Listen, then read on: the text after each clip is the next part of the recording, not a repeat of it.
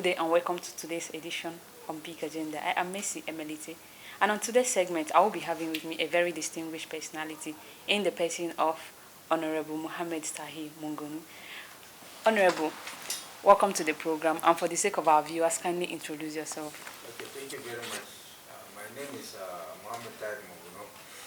I represent Marte-Monguno-Nganzai Federal Constituency of Borno State under the platform of APC. I am presently the chief whip of the house. Okay, now sir, your former governor, Senator Kazim Shettima, was unveiled as running mate of the APC presidential flag bearer, Senator Asiwaju Ahmed Tinubu, on the 10th of July. With the emergence of Senator Kazim Shettima as the running mate to Asiwaju Ahmed Tinubu, a good omen in the sense that Senator Kazim Shettima is a person with a vast experience that cut across the private sector, the academia, as well as the public service.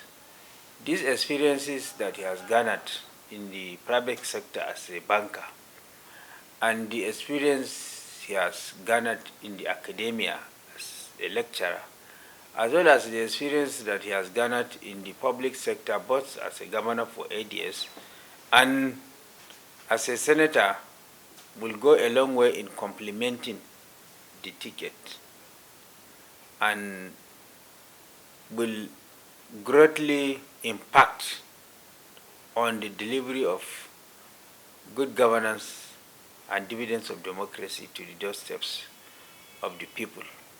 With regard to the issue of criticisms of being a Muslim ticket, I wholeheartedly concur with the presidential candidate Asiwaju Ahmed Tinubu is that it is high time in Nigeria we look beyond these primordial sentiments of religion, ethnicity, and regionalism, and emphasize more on the ability to serve the people, to deliver dividends of democracy to the doorsteps of the people, and whether the competence to discharge that office without let or hindrance. That is what we should look at.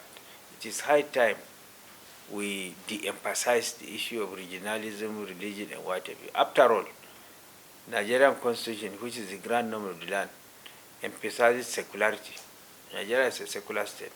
No particular religion should dictate, should be elevated to a state policy to the extent of influencing who becomes a presidential candidate or vice presidential candidate along the lines of what religion a man or a woman professes before he attains a particular office. So to do that is to tantamount to catapulting the issue of religion to a state policy, which the Nigerian Constitution frowns at, because the Nigerian Constitution is a secular constitution. So Senator Kazim Shettima is somebody that is pan-Nigerian in outlook. He's not a religious bigot, nor is he a regional champion. He's a person that is pan-Nigerian, and this is clearly manifested by the fact that he adopted an Igbo boy 15 years ago. He sponsored his education in the university, one of the best universities in Nigeria, to study software engineering. He equally also sponsored him to study master's degree in software engineering, and now considering sponsoring him at PhD level to further his education. He's his adopted son, and he has not made no effort to convert him to Islam. He's still a Christian, and he's an Igbo chap. So if you look at how can you now attribute regionalism or ethnicity to such a person that has done such a thing 15 years ago, when it is not even in the wildest of his dreams that he's going to be a vice presidential candidate, or even a governor of Borno State. So It is high time we consign to the dustbin of history all this issue of regionalism, ethnicity, and what have you. Okay, so why a lot of Nigerians fear the Muslim tickets, reason best known to them, or non-fear, I would say, do you think the All Progressive Congress would have to revisit their choice of There's candidates? absolutely no need for the APC to revisit the choice of vice presidential candidate, because after all, this decision was taken after wide consultations with various strata of the Nigerian society, both from within and outside the membership of the party, before this decision was reached at. So it's a byproduct of wide consultations and engagement among various stakeholders of the party and Nigerians as large before this decision is arrived at, and therefore there's absolutely no need to revisit it or to reverse it. Okay, sir. Now, we all know that the 2023 general election is fast approaching, and all parties' primaries have been done and dusted, and various candidates have emerged. But looking at the current situation in Nigeria, ranging from insecurity, economy, and what's more, students are at home at this moment. The ASU strike. APC, which is your party, failed to curtail these challenges. With all this, are you certain that your party, the APC, will reign come 2023? Well, I am certain that the APC will emerge victorious at the end of the day, come 2023. This is because these security challenges that we are facing is not something that is limited to Nigeria. It's all over the globe. It's all over the world. And after all, before the advent of this administration, in the Northeast, two-thirds of the local governments have been effectively seized by the Boko Haram insurgents, and even my own home local government is effectively seized by the insurgents, and it's like we are excised out of Nigeria because the Boko Haram have hosted their flag there, they are administering that place. People like me, even in the wildest of my dreams, dare not to go there. But because of the commitment, the zeal, and the determination exhibited by the Nigerian military under the leadership of President Muhammadu Buhari, today not a single local government in the north is under the control of the Boko Haram insurgents. They have been liberated. Most of the people have been returned back to their respective communities, and civil authority has been restored. So this is a tremendous achievement compared to what it was before. Yes, quite all right. There are recurring problems of insecurity in the northwest and also in the northeast, which the government is putting all hands on deck with a view to ameliorating it. So I think with regard to the issue of security, yes, there are recurring problems of insecurity in the northwest and then the north central, but that was certainly you have to look at where we are coming from. In the northeast, where effectively Boko Haram has taken control of two-thirds of the local governments, but now they have been liberated, civil authority has been restored in those local governments and what have you. And this problem of insecurity that we're having in some parts of the country, particularly northwest and north, I think that one too, with the determination put in place by the government, it will be a thing of the past. And as I told you earlier on, the problem of insecurity nowadays is not only limited to Nigeria, but it's all over the globe. You go to Mozambique, it's the same thing. You go to Burkina Faso, you go to Mali, you go to Chad, almost everywhere. Okay, now, sir, I want to ask why the 2023 presidential election is fast approaching, and the students, the ASU strike is still ongoing.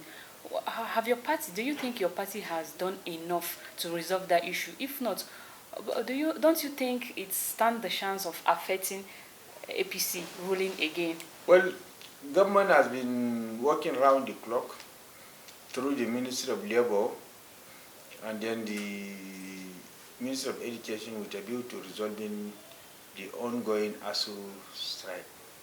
You know, when it comes to negotiations, it is about give and take.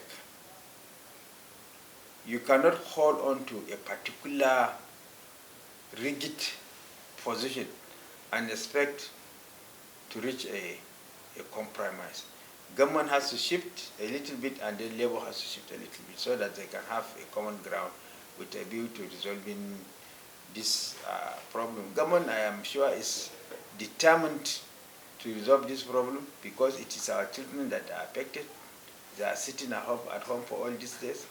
Their development, educational development, is being retarded as a result of this ongoing strike action. We are not happy about it, and no government that is worth its salt, that is worth its name, will feel happy when majority of its youths that are of school age or that are of university age are sitting down idly at home without going to school.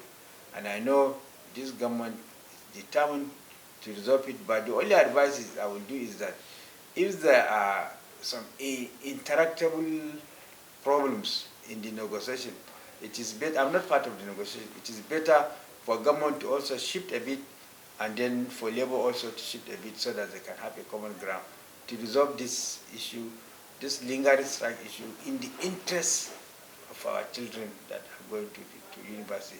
But one thing that I should also remind Nigerians generally is that resources are limited, but there are competing demands for these limited resources, unlimited competing demands for these limited resources. So no sector or segment of society will get a chunk of all what they need, because the resources to solve this problem are limited, while there are unlimited problems that is begging for attention of government. I think that is the scenario that government found itself, and there is a need for the government and labor and the ASU to find a middle ground, so that these things can be resolved amicably in the interests of our children that are going to school. Okay, sir. Two more questions before we come to the end of the program. If your party, which is the All Progressive Congress, emerges winner come 2023 presidential election, is there any area which you feel the government has failed and should give more concern or should focus more on? Well, I will not use the word fail for emphasis. I will not use the word, if the government, APC, happens to form government in 2023, which I believe, inshallah, by the grace of God, we are going to form the government again. Government should focus more on the issue of security, because that is the primacy of governance. The primary responsibility of any government is to, or the social contract people that have with government, is to guarantee peace and security, to protect their lives and property. That is the primary responsibility of government. So my advice is that if, by the grace of God, we are able to form government for 2023, the new government should place more emphasis on the issue of security, because that is the primacy of government. But I'm not saying that this government has failed in security, but the subsequent government should concentrate also more on the issue of security, to secure the lives and property of individuals, because that is the primacy of governance. Okay, now, sir, let's talk about your senatorial ambition. I learned that you secured a ticket for the Senate. How true is this? Yes, I have secured. This is my 5th term here. This is my 5th term here, and I think there is a need for us to grow, so that the younger ones can also come off and grow. So based on that, my people back home decided that I have garnered enough experience as a 5th term member of the House of Representatives, and there is a need for me to now go to the Red Chamber, and other people, young guys, very young and vibrant guys in the constituency, will take over the place. Yes, I've secured the ticket for APC to contest the Borno North Senatorial District election. come 2023. And inshallah, by the grace of God, we are going to win, because Borno is an APC state since the inception of democracy in this country. And this time around is going to be something different. Okay. Oh, well, we wish you success on that, sir. Thank you very much. So while we round up with the program, come 2023 general election, would you want to comment on the forthcoming election? Is there an advice you want to give to the Nigerians out there? Well, the advice I want to give to Nigerians is that their weapon to change bad governance and also to install good governance is their PVC. Without their PVC, all this social media talk, all this NSAS protests cannot change anything. Their only weapon, effective weapon that they can deploy to bring in people of their choice that they think they can defend their interests jealously, protect their interests jealously, deliver dividends of democracy to them without let or hindrance, is their PVC. Because that is the only weapon that they can use to vote out bad governance in their opinion, and so also to bring in good governance in their opinion. So they should all go out and collect their PVCs, because that is the only one that they have. So don't you see the Labour Party as a threat to the All Progressive Congress? I don't see Labour Party as a threat to All Progressive Congress at all. I don't even see Labour Party coming second. I see PDP coming second after all Progressive Congress. I don't even see Labour Party coming second. All right. At this point, we'll come to the end of the program. Don't forget to follow us on all our social media platforms, on Twitter, Instagram, Facebook, and of course on YouTube at Prime Reporters News. Turn on your notification button to get updates from Prime Reporters. Thank you very much and enjoy the rest of your day. Thank you so much, sir.